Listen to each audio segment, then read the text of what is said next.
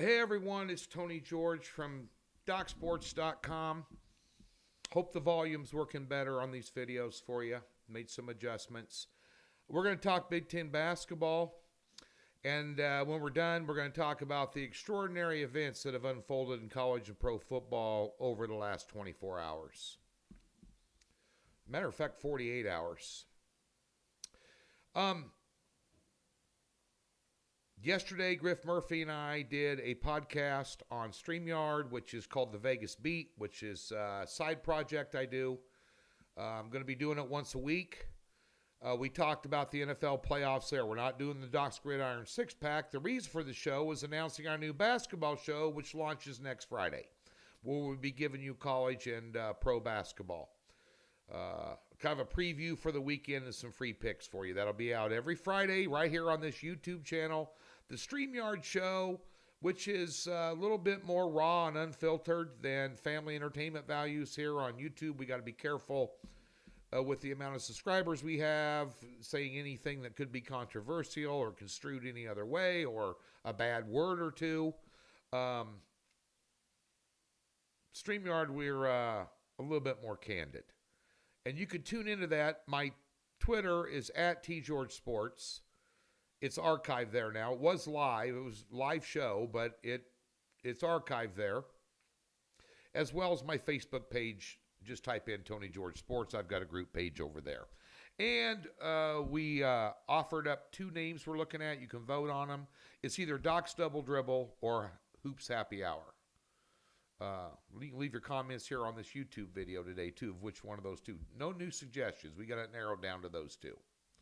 But nonetheless, let's get to this free play. We'll tell you what's going on the website. We'll comment on the unfolding head-scratching events going on in the sports world. One thing about this Michigan State Illinois game tonight, and one thing I've always admired, I admire coaches. I probably put a lot more handicapping into coaching than a lot of people do. I always have. I've been successful at it over my 32 years. I've had more winning seasons than losing seasons, or I wouldn't be around doing this 32 years. I wouldn't be in Vegas making a living betting games either, despite having losing seasons. But one thing I do, especially in the college ranks, I put a lot of emphasis on coaching. And Tom Izzo is one of the best coaches around. And what he likes to do is he likes to play a very difficult non-conference schedule. Play in a lot of these tournaments like the Maui Classics and the NIT, and he's involved in the foreplay, I call it, every year with Duke, Kansas, Kentucky, and Michigan State, where they all play each other. They draw names out of a hat, and there's one early game and one late game. That's real early in the season. He doesn't mind losing those games or playing in those tournaments because he uses them as a teaching tool. He uses them as a tool with his team. So when they do get their butt handed to them, or they get beat in a very tight game against an elite team, that comes into play later in the season when he's making a run, in February and early March going into the Big Ten tournament and then the NCAA tournament. And you can't argue with how many Sweet 16s, Elite 8s, and Final Fours he has and Big Ten tournament titles, even if he didn't win the regular season. That's really not paying dividends this year. He's only had 2 true road games outside of neutral court games. He's lost them both and lost them convincingly. Once against Nebraska this year. Now, Nebraska's a better team than most people give them credit for. If you don't believe me, just ask Purdue. Or ask Kansas State, a team they went down on the road and held them to 46. Hoiberg's got a good team in Lincoln this year. Yeah, I'm a Nebraska alumni. I'm just as shocked as you are, Okay? And also more concerning was the 14-point loss 4 days ago to Northwestern on the road, where they really didn't compete. I watched the game. Illinois had all kinds of problems off the court with this Shannon player who's filed an injunction now and a restraining order against the team and the school, and yet is filed for reinstatement, and that's just a crazy ordeal going on. But Domasic, who came in from Southern Illinois, the transfer, has stepped up to the plate. And Illinois is a good team anyway. I mean, He's had 58 points the last 2 games against Northwestern and Purdue, and neither one of them are slouches. You know? And they're 8-1 at home straight up. And they're scoring 89 points a game their last 5, 83 on the season. I don't see Michigan State having an answer for him. I'll lay the 2.5. You want to go chalky, you can lay 150 on the money line. Take the 2.5 out of it. Say they win 76-74 and you're pissed. Could have laid $1.50, but I think they'll beat them by 5 or 6 points here for your free play tonight. Let's talk about the just extraordinary events in the last 24 hours. Bill Belichick and Robert Kraft just watched the news conference, mutually parting ways after 24 years being the best coach in the NFL. If you're a Bill Belichick fan, the good news is he's going to coach again. He's 18 wins behind George Halas and 24 wins behind Don Shula for most wins ever. And I can guarantee you he wants them. Is he better than those guys? Well, he's got more Super Bowls than either one of them, I'm going to tell you that. Whether you like him or you hate him, you got to respect him.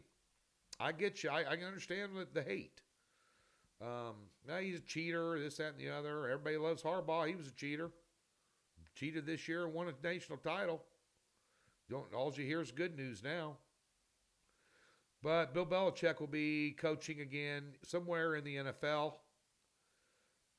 I would say probably the Chargers or the Falcons. Honestly, he's not in for a total rebuild. I don't know if he'd go to the Falcons because they don't have a quarterback.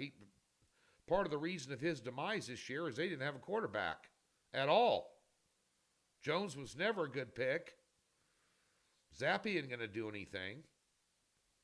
They got rid of the kid they recruited out of college. They drafted out of college.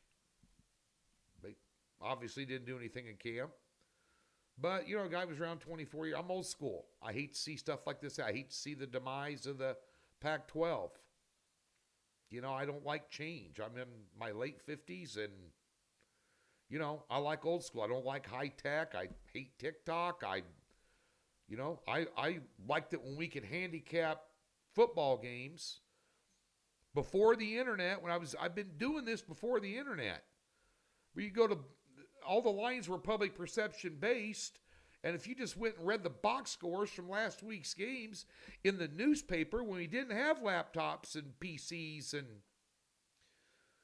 you could get the whole story right there, and you could win at a very high rate.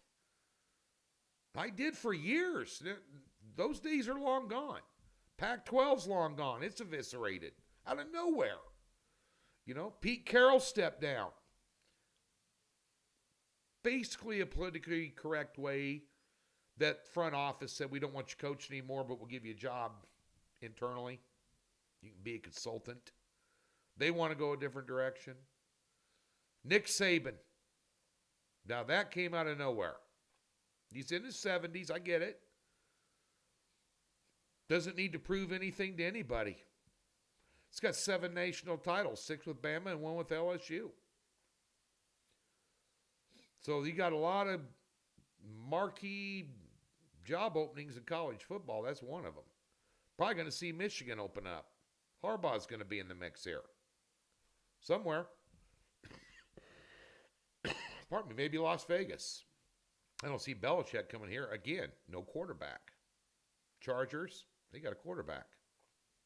You don't know how good he is. He's been under what? Anthony Lynn, Cristobal in college. He's a terrible head coach. Miami made a bad hire there from Oregon. Then he had Anthony Lynn, and then he's had Staley. So how good is this kid? I don't know. Maybe Belichick can bring it out in him. I would be, because they're stacked everywhere else when they're healthy. Wide receiver, running back, defense is good. Could be a little improvement there in the secondary, but, other than that, that looks like a likely landing spot for him. Just shooting the crap. Over at the website, we'll have our football card up today. We'll tell you what that is tomorrow because right now I don't know. It's a very dangerous weekend. Wild card weekend is always dominated by underdogs. You got some very short lines, 4 points and under for a lot of these games. You've got some serious weather issues in Kansas City and Buffalo. Um, you've just got some tricked out lines. We talked about this on the podcast yesterday for a half hour. And initial thoughts on those games. Again, at T. George Sports. About halfway through, we started talking about NFL. So, NBA's on a roll, 17-5 roll, 4-unit play tonight, off a loss last night. And the NHL's on a big roll. We got a 3-unit totals play tonight.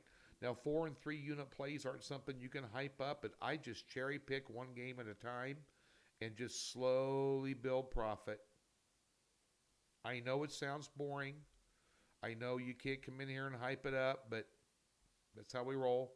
Got an NBA 3-unit player prop. Afternoon game, Nets and Cavs. I got a player prop in that game. And college basketball 3-pack. Off an 0-2 night last night in college basketball. I'm rebounding. Hit the boards, George.